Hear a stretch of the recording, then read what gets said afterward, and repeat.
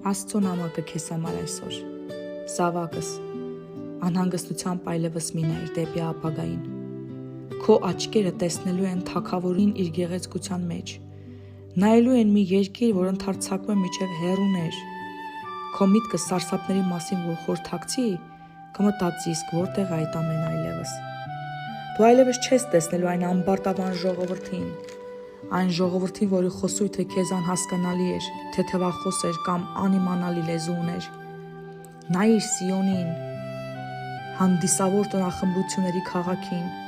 Քո աչքերը կտեսնեն Երուսաղեմը որպես անխռով բնակարան, անխախտ մի վրան, որի հիմքերը չեն տեղահանվի հավիտյանս։ Այնտեղ ես եմ։ Իմ մեծափառության մեջ քեզ համար կլինեմ լայնատարած գետերի վտակների վայր, որովհետև ես եմ դատավորը, ես եմ օրենսդիրը, ես եմ թագավորը, ես կփրկեմ քեզ։ Եսայի 33:17-22 խոսքի վրա էր այս նամակը։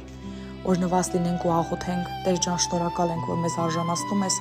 Երուսաղեմը տեսնելու փառքին, քեզ տեսնելու քո մեծափառության մեջ։ Մենք անհամբեր սպասում ենք այդ օրվան, երբ որ ամբողջ աշխարհի սրբերը միասին կփառաբանեն քեզ։ Օրհնություն ու փառք հավիտյանս հավիտենից։ Ամեն։